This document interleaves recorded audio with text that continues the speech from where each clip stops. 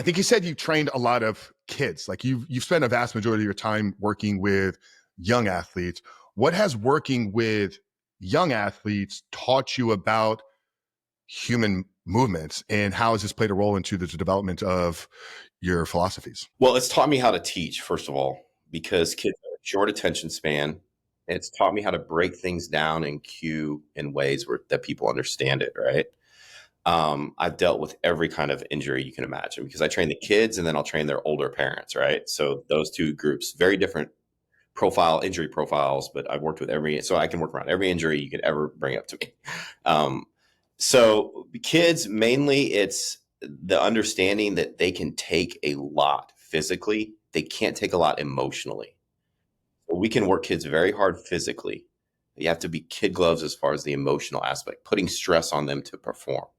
So when the kids come in to see me, they're emotionally at their limit through stress and academic stress and coaching stress. And I've had to learn to teach them in a way that is almost like cloaked in like game fashion. I sandwich criticism. So I start every correction I have to make. I start it with a positive and I finish it with a positive. Just little things like that on how to elicit performance out of people are the main things. And then their nervous systems are very different than ours. Especially prepubescent kids, their nervous systems are protective in nature. So very rarely will a kid that's under 13 years old hurt themselves lifting weights. And thank God, because the coaching and what they do is just atrocious, Because they're not able to push their nervous system to the capacity where the injury would actually occur. Like they're going to shut off before they get Yeah, it's weird. So about a decade ago, I started using isometrics for injury rehab. For a lot of the coaches would send a lot of kids my way because they couldn't do the normal weightlifting that they were doing in school. So I started to use isometrics, and I would notice that like until the kids started to go through puberty, because it's called a 1080 Secro, and we can measure their force output isometrically. And the kids that are under 13, it would peak and then shut down right away. They're nervous. They couldn't do it. They couldn't continually apply force onto something. And I just noticed this was a trend. And I was like, oh, their nervous system must be protecting their joints. And then once they started hitting puberty, all of a sudden they could keep that high output. And that's when they started to get more acute injuries because they were able, like if you put a young kid under a lot of weight, they're just going to crumble, and everything will fold and they're real mobile. If you put another kid, they'll push on it real hard and then until something breaks, you know what I mean? So that's a big difference I noticed in people. Like that's why, males, first of all, our tissues aren't as supple or mobile naturally. Like we're naturally not as flexible and mobile. And we have a higher neural output, especially in our upper body. So per pound of muscle mass, males are just much stronger than females. Now that comes at a cost. Females have a much greater pain threshold, a much greater work capacity. I know that rubs some dudes the wrong way, but women, they have a much higher pain tolerance. They have a much higher work capacity tolerance than men do. But we can put out a much larger neural signal. So even lower body's closer, but like let's say a male has 30 pounds of lower body muscle mass and a female has 30, that male's still going to be stronger because we have a higher neural output, right? But that comes at a cost, and we are much more likely to hurt ourselves, honestly. That's fascinating, man. That's really. I mean, you see these little dudes, right? They're still able to bench press 200 pounds, but pretty jacked woman. It's pretty impressive when she benches 200 pounds. Yeah, very, very, yeah. I mean, a whole different argument, but there's a reason why to keep men out of female sports. But I don't want to open that can up with you here today. A dude that has had hormone therapy for decades, that has the current hormone profile of a woman, is still way stronger than a natural born woman because they've had the benefit of decades of higher androgens and central nervous system development. It's the thing that bothers me about that is like we just take science out of it. It's like you're supposed to be doctors and pride yourself on science, and then you just ignore the fact that even if a man has zero testosterone and loads of estrogen's an anabolic thing too, by the way, they're still going to be crazy stronger than a natural born woman. It's just completely unfair. Staying on this topic of youth training, right? We'll have some dads listening to this and, they're getting amped up and fired up now. They're going to embrace this athlete mindset in their own life. And they're like, you know what? I'm going to get little Johnny out there with me as well. Speaking to the fathers that maybe don't have access to, Coach Judd in their area. And they're going to take this kind of project on their own to start working with their kids. What age, right? How young is too young to start some physical training. And what are, maybe the core movement patterns that somebody should be working on with a young kid to really help set them up for success long term? So there's no age that's too young, but it's like what is appropriate for that age. And when you take a 3 or 4 year old, it's gameplay. You give them tasks and fun things to do. There's no pressure. There's no yelling. There's no going to exhaustion. And that only slowly starts to transition up until 16, 17, 18 years old. So the biggest thing is, first of all, every dad that wants to get into sports, it starts with the question, why? Why do you want your kid in sports?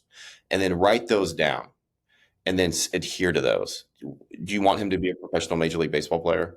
Do you want him to be what you weren't, basically? Are you trying to live, vicariously through your kid? If so, check yourself. Are you doing it because you want him to develop character and loyalty and see the bigger picture and confidence? And then that's where you need to base your instruction around. And lecturing your kid, belittling your kid, comparing your kid to what you did at his age, comparing your kid to his peers, all of that stuff goes against your stated principles for entering your kid into sports. And excellence in sports is, to me, irrelevant. It's teaching your kid the process that leads to excellence that is important. And that doesn't start with yelling and belittling. It starts with making it fun for that kid so that he looks forward to working every day. It starts from a positive mindset. And that's what these dads fundamentally forget. And I think we look back and remember ourselves as way tougher and more dedicated than we actually were, to be quite honest. Because I get these dads in there all the time, be like, when I was your age, blah, blah, blah, blah, blah. I'm like, yeah, sure you were, buddy. Okay, I believe when I see it. Talk about how hard they worked and how fast they were. It's like, okay, well, now you're 60 pounds overweight and you haven't worked out in 3 years. What changed? How were you such a badass athlete when you were your son's age? And now, you can go out and run a mile and save your fucking life. So there's nothing saying that you can't work hard now, but you're choosing not to.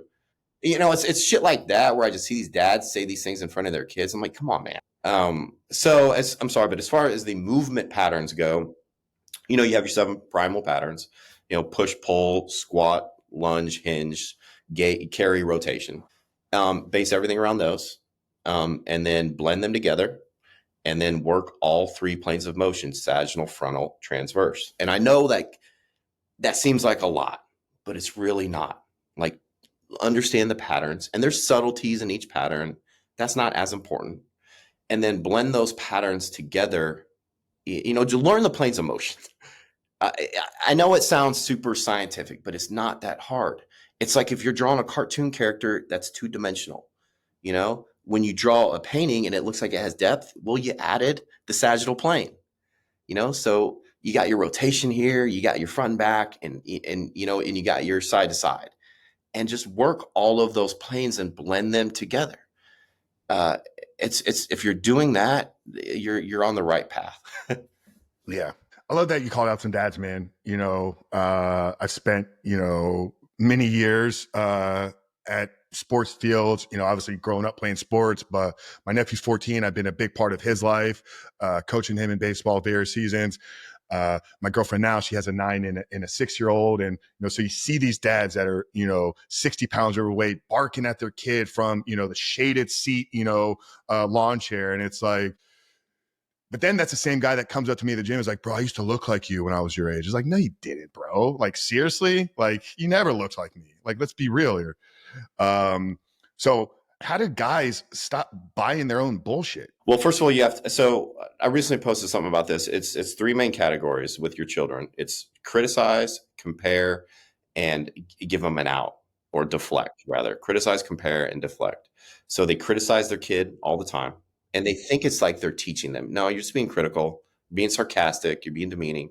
Compare their kid to what they used to be, and comparing their kid to other kids. And then deflect responsibility. It's never the kid's fault. It's always a coach that doesn't like them. It's always a rich donor dad that, and they do it in front of their kid. So not only are you criticizing them and comparing them negatively to their peers, then you're also giving them an out for why they're not starting. That, to me, is the trifecta of bad parenting: is criticize, compare, and deflect. And it's funny, I'll see the dads, like you're saying, they're leaning on the chain link fence. And one moment they're yelling at the ref and making an excuse for why their kid didn't get the first down, right? And then the next minute they're telling their kid, they're yelling something negative at their kid. I'm like, it's one hand you're saying it's not their fault, and then the other hand you're saying they need to do better. And I just and whenever a dad speaks, I just look for those three things. And I think if a dad can just, am I criticizing right now? Am I comparing? Am I deflecting responsibility? And I'm not saying it's not valid. Like, yeah, sometimes kids do get the starting spot because their dad is a donor or the coach's kid, or sometimes refs do make bad calls. So that's life. That's one of the great things about sports, is it teaches us that, yeah, sometimes life isn't fair, and you have to do what you can do with the tools you've been given, and complaining and whining about it doesn't do you any good. And a dad can mumble something to the mom or something. Don't let the kid hear it. Don't let the kid hear you taking his responsibility to perform off of his shoulders and out of his hands, because then he just becomes this whiny victim.